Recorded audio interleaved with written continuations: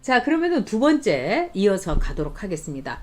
자, 당청 개입이 오거돈의 총선 후 사태가 바로 그 증거다. 제가 이제 첫 번째 그렇게 말씀을 드렸는데요.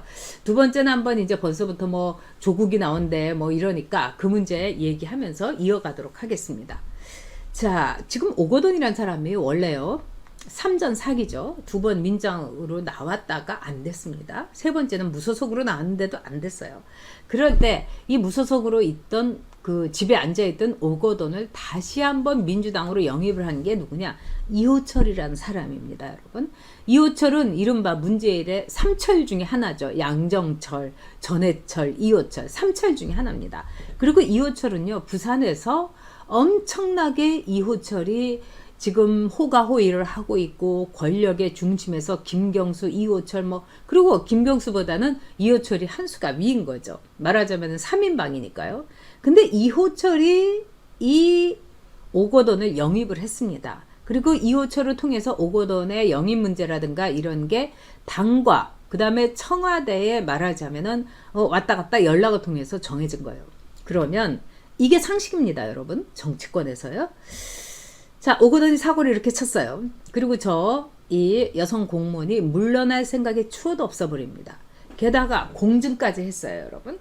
이 공증이라는 건 여러분 아마 해보신 성인 정도 되면 많이 해보셨을 텐데 이 공개적으로 뭐 유언 공증부터 시작을 해가지고 법적으로 효력을 남기도록 이렇게 증인들 한 명 한 명씩 붙어가지고 합의를 하는 겁니다. 그러니까 유언도 뭐 한 명 내지 두 명, 그 다음에 자기 재산 같은 거 이렇게 누구한테 준다.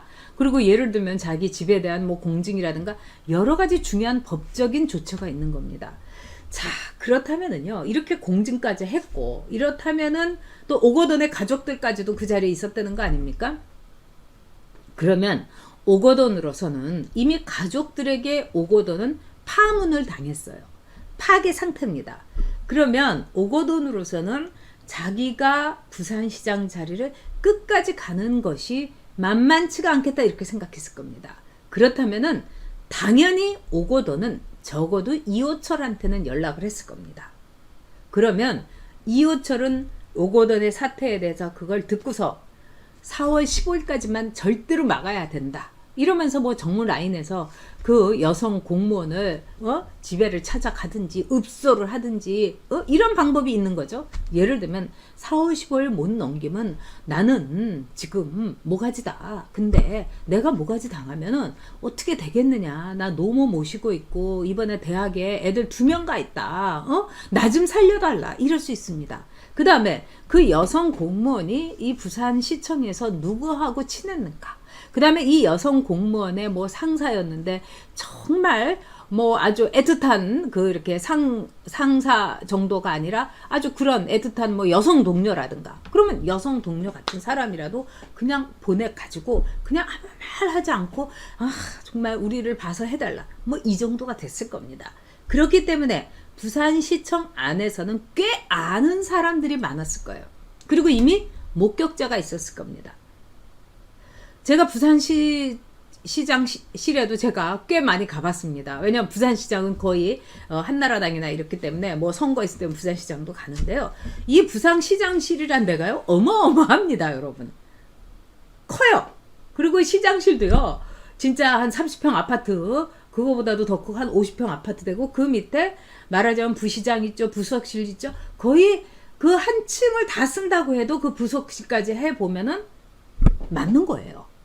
그 정도로 넓어요. 그럼 그 여성이 성추행을 당하다가 막 소리를 지르고 막 그냥 그 할배를 그냥 막 이렇게 떨치고 간신히 죽으림을 다해갖고 뛰쳐나왔는데 마구 울면서 뛰쳐나왔다는 거예요. 그러면 그 시장실에서 소리가 다 들렸을 겁니다, 여러분.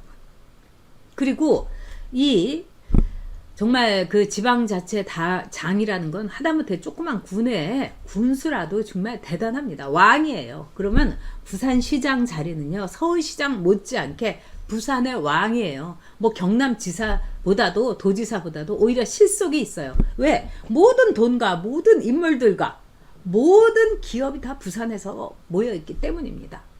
그렇기 때문에 부속실에 있는 이 비서들은요 혹시라도 이 시장실에서 무슨 소리가 안 나나 늘 귀를 쫑긋해 갖고 있습니다. 왜? 뭐 얘 할배니까 무슨 일이 있다가 어디다 부딪혀갖고 아이쿠야 막 이러면은 얼른 뛰어들어갑니다.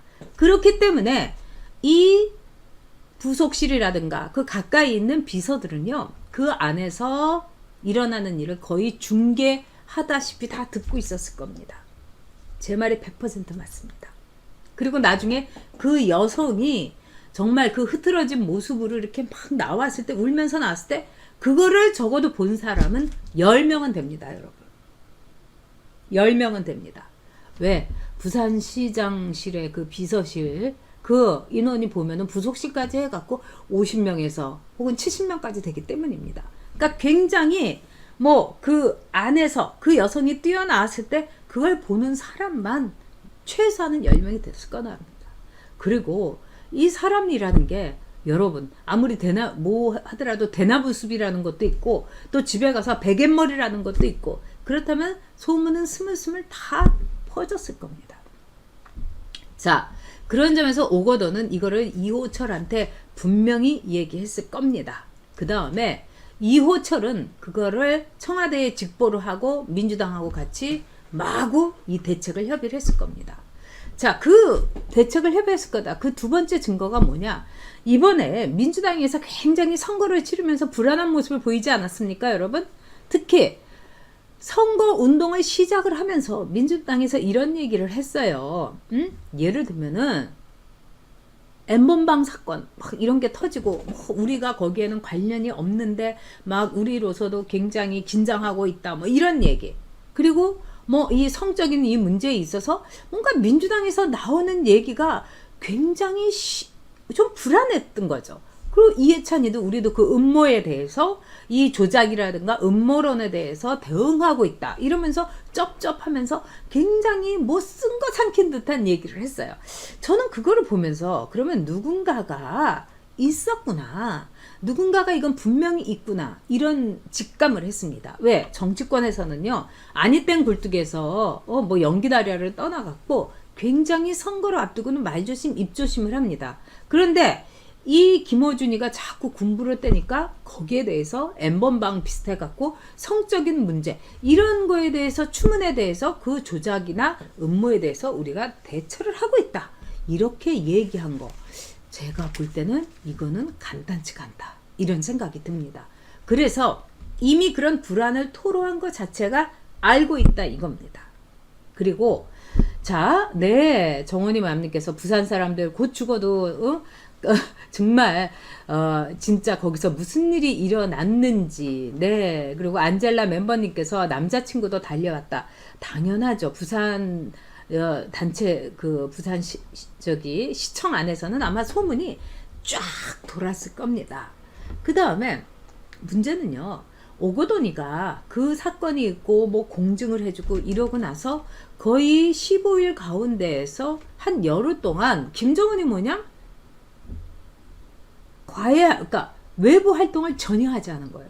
이거는요 있을 수가 없는 일입니다. 자, 부산시장 선거 부산시장은요 각 지역 단체장 물론 내놓고 선거운동 뭐 선거 중립 이런 것도 있지만은 제가 볼 때는 이 민주당은요 선거 중립은 저리 날아간 거죠. 아마도 각 이 자기네가 지자체 선거를 다 깔아놨기 때문에 이번 선거에 대해서 지자체장들에게 총동원령을 내렸을 겁니다. 그리고 실제로요 이 지자체장을 석권을 한 당이 정말 총선이라 대선에서 굉장히 유리합니다. 왜? 지자체장은 동원할 수가 있어요. 예를 들어서 뭐 국회의원들은 뭐 택시를 동원을 해갖고 투표하는데 누구를 날라준다든가 그거 불법입니다. 근데 지자체 단위에서는요 예를 들어서 굉장히 몸이 불편하신 분이라든가 이런 분을 모셔다주고 뭐 이런 거 다 할 수 있습니다. 그리고 지자체 이 단위에서 선거 지원을 당연히 하는 거예요. 그러니까 지자체에서는 공무원들이 다 선거 지원을 한다는 명목 아래 어떻게 보면은 선거에 친문재인, 친민주당 이 동원을 하는 거예요. 그리고 이번에 그런 말을 하지 않습니까? 뭐 이근영이라고 이 전략기획본부장이라든가 또는 선대위에 뭐 이낙연이라든가 또는 이해찬이라든가 다 자기네가 빅데이터를 통해 가지고 어마무시한 뭐 선거를 했다. 아주 최신의 선거를 했다. 이렇게 얘기하는 겁니다. 빅데이터라는 거는 여러분도 너무 잘 아시겠지만 알지도 못하는 아무 개의 동선 같은 거, 좋아요를 68개를 누르면은 모조리 그 사람에 대해서 다 파악이 되는 거 아니겠습니까? 그 사람하고 단 한 번 만나지 못한다 하더라도. 근데 지자체장이라는 거는 단 한 번이 아니라 거의 이 권력 동지 아니겠습니까? 그래서 선거가 되면 각 지자체에서는 이 정보라든가 지금 밑바닥 정서가 어떻다. 지금 부산에서 아무개가 누구를 만났는데 이런 말을 하고 다녔대더라. 또 이 공무원들을 통하지 않더라도 자기네의 그 네트워크를 통해 갖고 계속해서 당하고 청와대에 직보를 하는 겁니다. 더구나 청와대와 이 당에서는 자신들의 이 정보망을 통해서 민정실이라든가 다 이거를 훑게 돼 있어요. 그런데 지금 어디에서 뭘 하고 있는지 모르는 김정은이도 지금 안 나타나니까 지금 김정은이가 코마 상태다, 뇌사 상태다, 아니다, 뭐 말은 타고 다니는 것 같은데 아니다, 권력에서 아무래도 빗겨난 것 같다. 별별 소리가 다 있지 않습니까? 근데 오거돈이가 두문불출 여론제를 하고 있는데 그거를 그냥 봤을까요? 아니 얘 뭐 하는 거야 도대체? 지금까지 급한데? 얘 뭐 하는 거야? 지금까지 바쁜데? 이렇게 생각할 수 있는 겁니다. 그리고 오거돈이는 사전투표를 했어요. 사전투표도 보통 진짜 웬만해 갖고 하지는 않습니다. 그러나 뭐 예를 들어서 사전투표를 할 수는 있죠. 사전투표를 하면 할수록 오히려 막 기자들한테 다 부속실에서 전화해 갖고 그 부산시청 홍보실에서 전화해서 아이고 김 기자님 와주실 거지에 하면서 다 불러 모입니다. 그러면서 부인하고 같이 사전투표하는 모습을 사진이나 또는 무비카메라로 찍는 거죠. 그리고 방송에 다 나옵니다. 근데 비공개로 사전투표를 했습니다. 아니 오거돈 씨 그 부인도 제가 뭐 잘 몇 번 이제 만났고 그분도 이대 나오고 뭐 그런 분인데 그분이 남편하고 같이 투표하러 가게 생겼습니까? 뭐 그것도 문제지만은 어쨌든 쥐죽은 듯이 있는 겁니다. 그러면 오거돈이가 정말 건강 문제로 해갖고 당장 응급실에 실려가지 않는 한 이런 거는 있을 수 없는 거죠. 당연히 청와대에서는 다 뒷조사를 했을 겁니다. 그리고 이호철을 통해 가지고 청와대에서는 도대체 오거돈이 어떤 정도의 일을 저질렀는가. 그리고 청와대의 미션은 뭐였겠습니까? 임파서블 앤 파서블 미션은 사이로를 넘겨라.